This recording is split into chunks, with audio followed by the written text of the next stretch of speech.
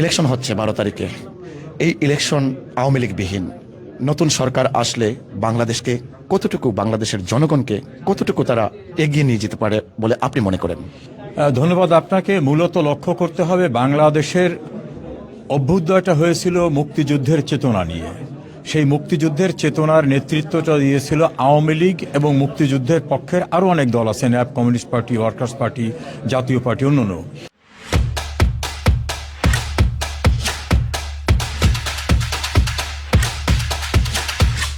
তো 14 দলীয় একটা অ্যালায়েন্স ছিল।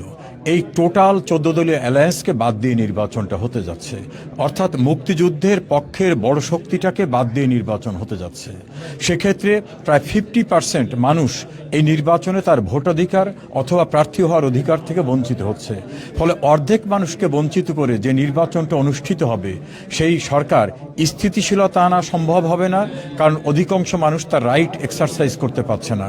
দ্বিতীয় হচ্ছে, ওই সকল মানুষ সরকারে কোনো কন্ট্রিবিউট করতে পারবে না, বরং আন্দোলন, সংগ্রাম, অস্থিতিশীলতা সৃষ্টি হবে।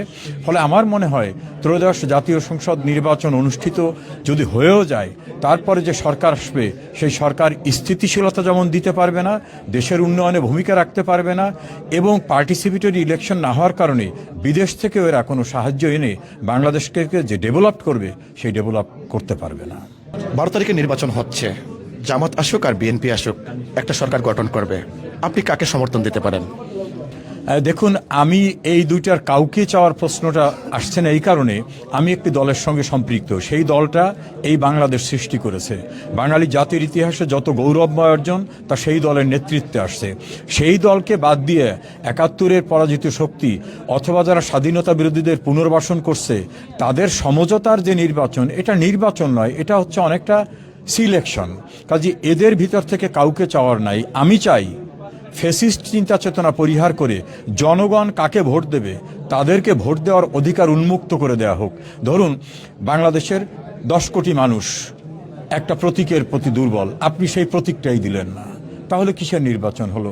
তাহলে তো শুধু আপনি দলীয়ভাবে আওয়ামী লীগকে না, দেশের মানুষের ভোটাধিকার প্রয়োগের ক্ষেত্রটাকেও সংকুচিত করে ফেলছেন।